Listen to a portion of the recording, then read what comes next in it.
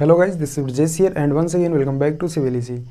एक बार फिर से आप सभी का स्वागत है एक नए वीडियो में। और इस लेक्चर में हम बात करने वाले हैं सर्वे सेकंड के बारे में। और सर्वे सेकंड का ये चैप्टर नंबर 1 का 7वां लेक्चर है।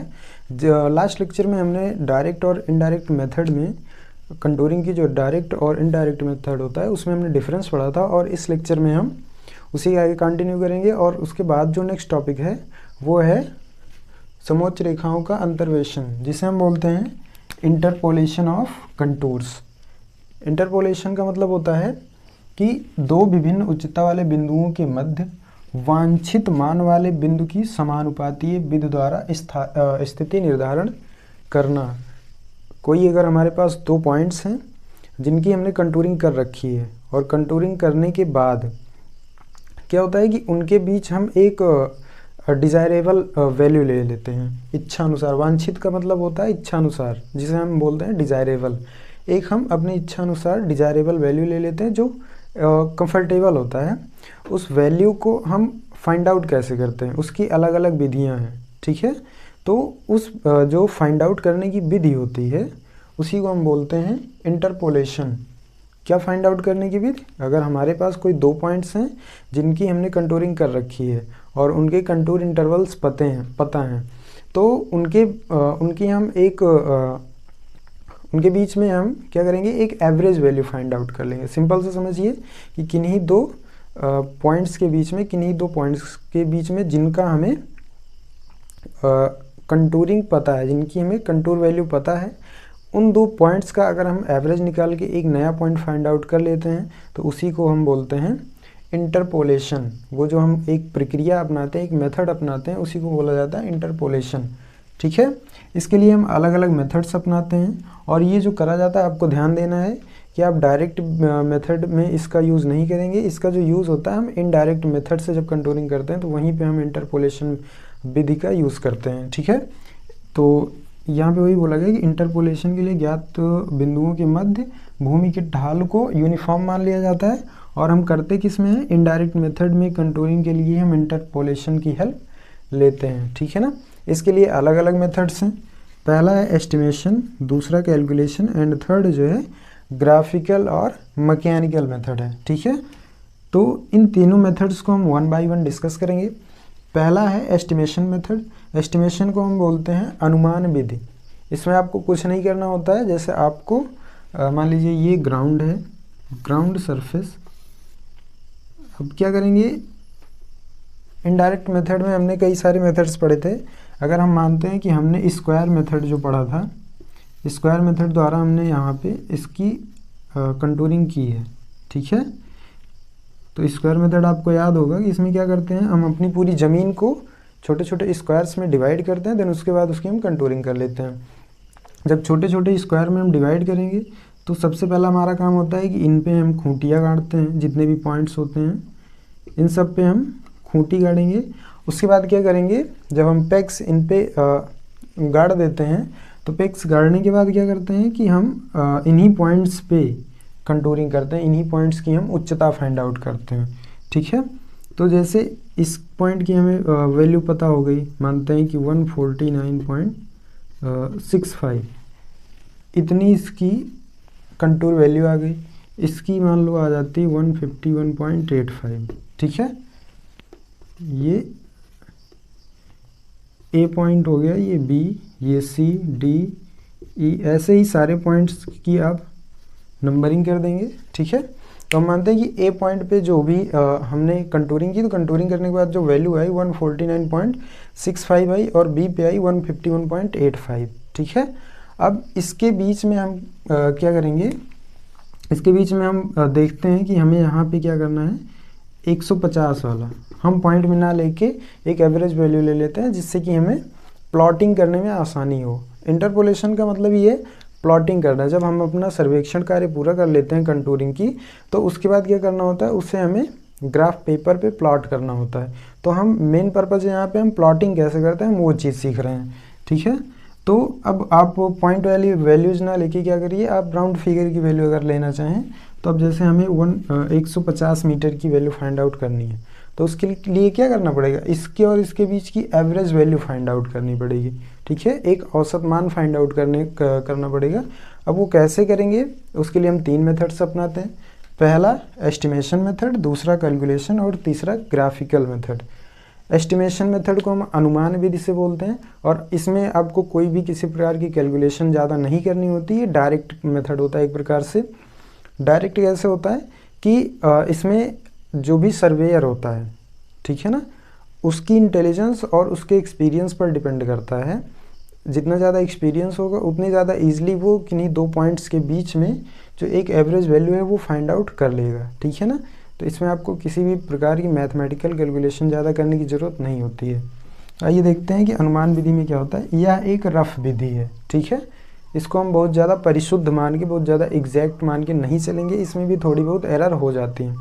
कारण उसका यही है कि इसमें जो भी हम इंटरपोलेशन करते हैं वो किसके विधि पर बेसिस पे करते हैं, एक्सपीरियंस और इंटेलिजेंस के बेसिस पे करते हैं। ठीक है ना, जो सर्वेयर है उसके इंटेलिजेंस को देखते हैं, मतलब वो कितना ज़्यादा बुद्धिमान है और उसके पास जो वर्क एक्सपीरियंस है, साइट का एक्सपीरियंस है, वो कितने दिनों का है, कितने ज़्यादा टाइम का, ज़्यादा टाइम का होगा तो वो एक जो वैल्यू फाइंड आउट करता है वो ईजिली एक एग्जैक्ट वैल्यू फाइंड आउट कर सकता है। ठीक है ना, तो इसीलिए बोला जा रहा है यह एक रफ विधि है। इसमें क्या होता है कि 2 क्रमागत बिंदुओं के मान को दृष्टि में रखते हुए अनुमान से, ध्यान दीजिएगा, अनुमान से दोनों के मध्य वांछित, वांछित का मतलब आवश्यक, हमने ऊपर बताया था कि वांछित का मतलब होता है डिज़ायरेबल। आपको जो भी आवश्यकता है जिस जगह पे, मतलब जितने वैल्यू की आपको ज़रूरत है, आप अपने अकॉर्डिंग आवश्यकता अनुसार उस मान के उस उच्चता वाले बिंदु को ढूंढ लेते हैं। ठीक है, इसमें मेन हमने आपको बताया कि जो सर्वेयर होता है उसका एक्सपीरियंस और इंटेलिजेंस, उसी के बेसिस पे हम इंटरपोलेशन की इस मेथड को अपनाते हैं। ठीक है ना, और इस विधि में समय कम लगता है क्योंकि हमें फर्जी की कैलकुलेशन नहीं करनी होती है। इसीलिए क्या होता है कि इस मेथड में हमें टाइम की बचत होती है, हमें कम टाइम में हम इसका जो इंटरपोलेशन है, इसकी जो प्लॉटिंग है वो कर लेते हैं। तो आई होप पहला मेथड आपको क्लियर होगा कि अनुमान विधि में हम करते क्या हैं। ठीक है, अनुमान विधि में बस सिंपल सा है, नाम से आप समझिए कि अनुमान, अनुमान मतलब आप एक अनुमान लगाते हैं। ठीक है, अनुमान कैसे लगाएंगे, अपनी बुद्धिमत्ता और इंटेलिजेंस के बेसिस पे और वर्क एक्सपीरियंस के बेसिस पे। तो पहला पॉइंट यहाँ पे हो गया एस्टिमेशन मेथड, इसको हम रफ करते हैं।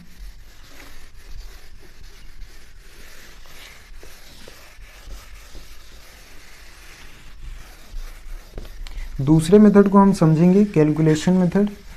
ये थोड़ा सा ध्यान से समझना, इसको इजी है, बस एक छोटा सा फार्मूला लगता है, उस फार्मूले के पे हम सारी वैल्यूज़ को पुट करते हैं और हम जो भी हमारा डिज़ायरेबल पॉइंट है हम उसको फाइंड आउट कर लेते हैं। ठीक है, देखिए अब इसमें हम इसी को एग्जांपल में लेके चलते हैं। दूसरा मेथड हम पढ़ेंगे कैलकुलेशन मेथड। कौन सा,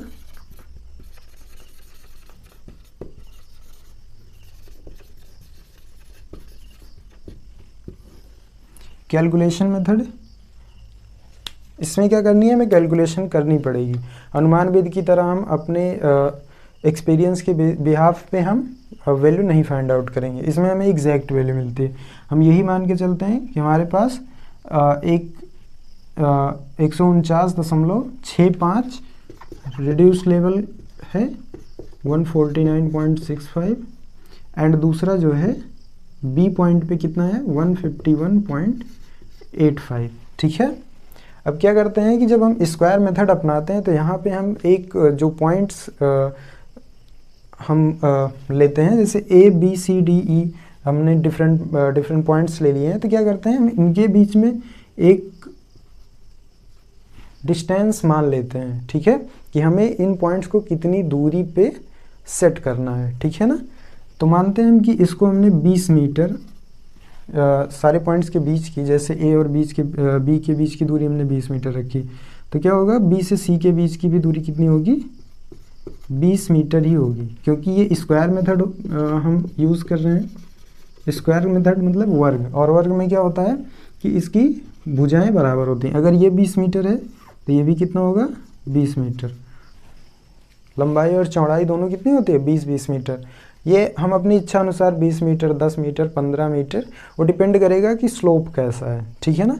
कम या ज़्यादा स्लोप के अकॉर्डिंग ही हम डिस्टेंस को कम या ज़्यादा रखते हैं। तो हम मान लेते हैं कि यहाँ पे हमने 20 मीटर रखा।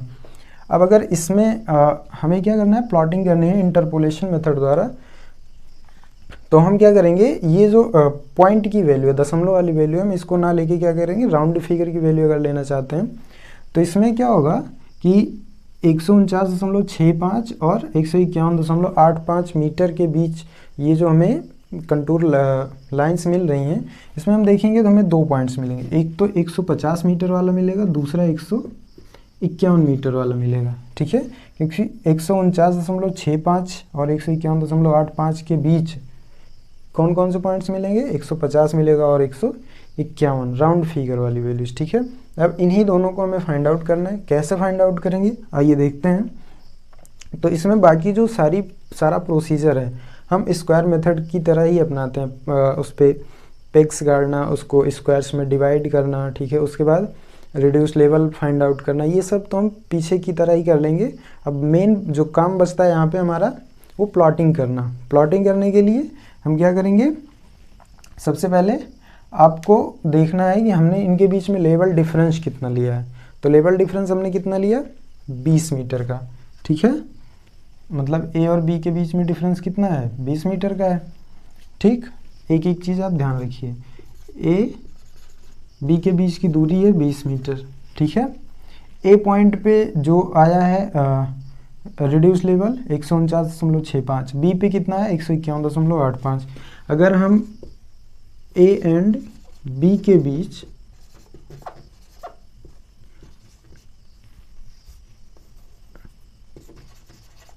लेवल डिफरेंस निकालें तो लेवल डिफरेंस कैसे निकलेगा, आपको क्या करना है, 149 में से 149.65 में से जब 151.85 घटाएंगे तो कितना आ जाएगा, ये आ जाएगा 2.20 मीटर आ जाएगा, ठीक है। वैसे तो आप देखेंगे नेगेटिव में आएगा, लेकिन आपको नेगेटिव यहाँ पे नहीं लेना है। तो इसके और इसके बीच में जो लेवल डिफरेंस है, मतलब उच्चता, हम कंटूरिंग में क्या करते हैं, उच्चता ही तो फाइंड आउट करते हैं। तो इनके बीच में जो लेवल डिफरेंस आएगा वो कितने का आएगा, 2.20 मीटर का लेवल डिफरेंस आ गया, ठीक है।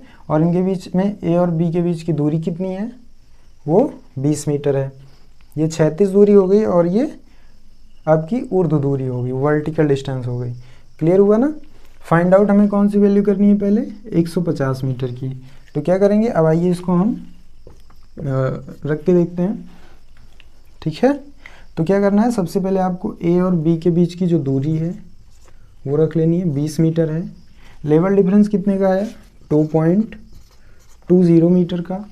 पॉइंट हमें कौन सा फाइंड आउट करना है, 150 मीटर वाला।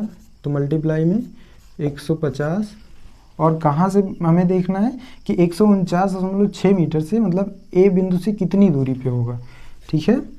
तो 149.65, जब आप इसको सॉल्व करेंगे, सॉल्व करके देखते हैं, 20 डिवाइडेड बाई 2.20 मल्टीप्लाई 150 माइनस 149.65, ठीक है।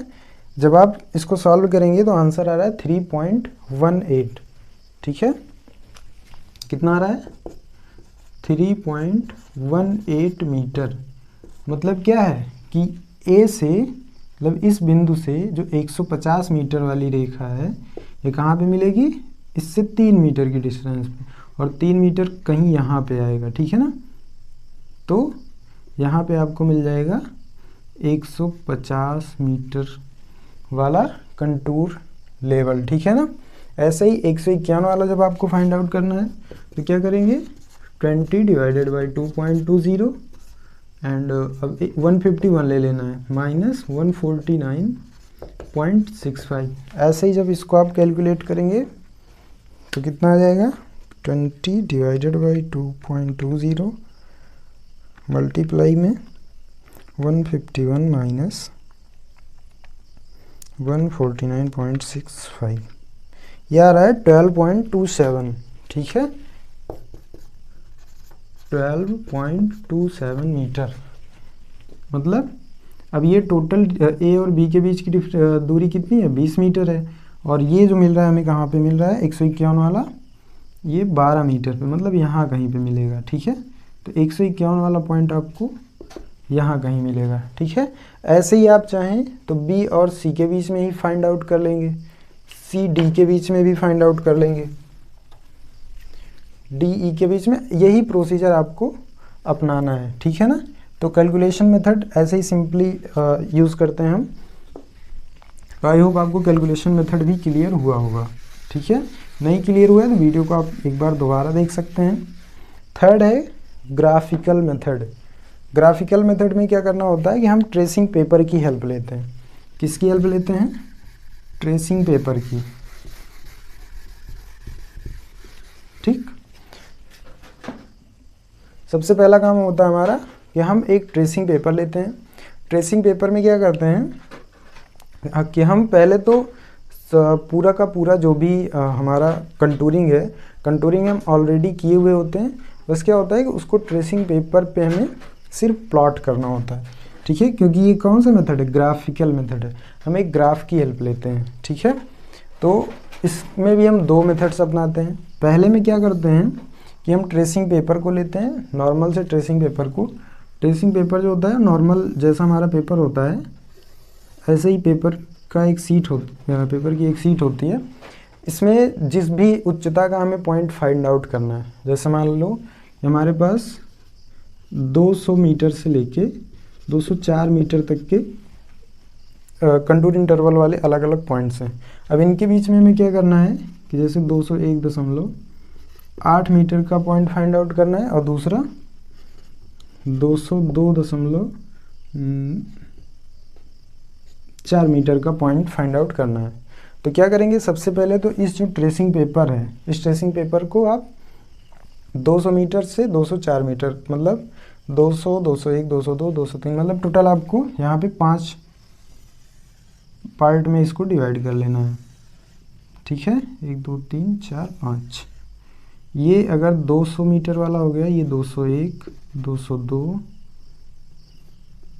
ठीक है, 202, 203 और ये हो जाएगा 204। ठीक है, फिर क्या करना है, इस ट्रेसिंग पेपर को आपने इस 4 एलिवेशन वाले, 4 उच्चता वाले पॉइंट्स में डिवाइड कर लिया। इसके बाद आपको फाइंड आउट करना है कि 201.8 वाला पॉइंट कहाँ पे आएगा और 202.4 वाला पॉइंट कहाँ पे आएगा। तो फिर क्या करेंगे, फिर से आपको इसको और छोटे छोटे पार्ट्स में डिवाइड कर लेना है। ठीक है, अगर फिर क्या करें आप 0.2 मीटर का लेवल डिफरेंस लेते चले तो क्या होगा कि इसको हम और 5 पार्ट्स में डिवाइड कर सकते हैं। ठीक है, आप जब स्केल से खींचेंगे प्लस पे तो थोड़ा सही फिगर बनेगा। तो ये अगर 200 वाला एलिवेशन वाला पॉइंट है तो ये कितने का हो जाएगा, 200.2। ये कितने का हो जाएगा, 200.4। ऐसे ही आप इसको छोटे छोटे पार्ट्स में डिवाइड कर लेंगे। इसके बाद क्या करेंगे कि जैसे आपको अब 201.8 वाला फाइंड आउट करना है, तो 201.8 वाला आपको यहाँ पे कहीं पे मिलेगा। ठीक है, अब ये हम मान लेते हैं ए पॉइंट है, ये बी पॉइंट है। ठीक है ना, और 202.4 वाला कहाँ मिलेगा, 202.4 वाला यहाँ कहीं पे मिलेगा। ठीक है, तो अगर 201.8 वाला यहाँ पे मिल रहा है, ये वाला बी पॉइंट यहाँ कहीं पे मिल रहा है, तो इसको क्या करेंगे आप, इन दोनों को एक दूसरे से मिला देंगे। मिलाने के बाद देखेंगे ये, अब जब आपने इसको मिला दिया, ये ट्रेसिंग पेपर की बात हो रही, ट्रेसिंग पेपर पे जब मिलाएंगे तो जो आपने एक ऑलरेडी जब आप कंटूरिंग कर रहे थे तो वहाँ पे आपने रफ पेपर पे भी प्लॉट किया होगा। तो इस ट्रेसिंग पेपर को आपको रफ पेपर पे ले जाके रख देना। और रखेंगे कैसे, ऐसे आपको रखना है कि ये वाला पॉइंट और ए और बी पॉइंट दोनों क्या हों कि जो नॉर्मल पेपर पे है, रफ पेपर पे जहाँ पे ए और बी पॉइंट है, सेम वहीं पे ये और ये उसी को ओवरलैप करने चाहिए। और जब ओवरलैप करेंगे तो आपको ए और बी की एग्जैक्ट वैल्यू मिल जाएगी। ऐसे ही इसमें ग्राफिकल मेथड में ही हम एक और अपनाते हैं। उसमें क्या करते हैं कि फिर से हम ट्रेसिंग पेपर लेते हैं और उसमें हम वर्टिकली कोई 2 पॉइंट ले लेते हैं, ठीक है, मान लेते हैं ये x है ये y है। फिर यहाँ से कुछ दूरी पे हम एक दूसरा O पॉइंट ले लेते हैं। उसके बाद हम इसको O और y को मिला देते हैं और यहाँ पे O और x को मिला देते हैं। ये कोई हम इसको ध्रुव ले लेते हैं, ध्रुव का मतलब पोल, ठीक है। और ये हमारी x axis and y axis को शो करता है। जैसे यहाँ पे हमने इसको अलग अलग पार्ट्स में डिवाइड किया था, वैसे ही यहाँ भी कर लेंगे। जैसे ये हो गया आपका 200 वाला, 201, 202, 203, 204। ऐसे ही यहाँ पे करना है कि आप पहले इसको मिला देंगे, उसके बाद इनको भी अलग अलग छोटे छोटे पार्ट्स में डिवाइड कर लेना है। जैसे 0.2 मीटर का डिफरेंस लिया था तो 0.2 का लेंगे तो 5 पार्ट्स में ये भी डिवाइड हो जाएगा। ऐसे ही सबको आप करने के बाद सेम प्रोसीजर यहाँ भी अपनाना है, ठीक है ना। फिर से इसको आप उठा के ले जाएंगे, रफ पेपर पे रखेंगे और फिर वहाँ से इसकी एग्जैक्ट वैल्यू आपको मिल जाएगी। तो ये होता है, आपको हम नोट्स प्रोवाइड कर देंगे, नोट्स में जब आप देखेंगे तो सारी चीज़ें आपको अच्छे से क्लियर हो जाएंगी, ठीक है ना। तो ये आपके इंटरपोलेशन के तीनों मेथड्स हुए। आई होप आपको तीनों मेथड्स क्लियर हुए होंगे। अगर नहीं क्लियर हुए हैं तो आप कमेंट बॉक्स में जाके लिख सकते हैं, हम आपको दोबारा से समझाने की कोशिश करेंगे। तो आई होप आपको इंटरपोलेशन की जो तीनों मेथड्स थे वो क्लियर हुए होंगे। तो अभी के लिए इस वीडियो में बस इतना ही, मिलता है नेक्स्ट वीडियो में, तब तक के लिए जय हिंद जय भारत।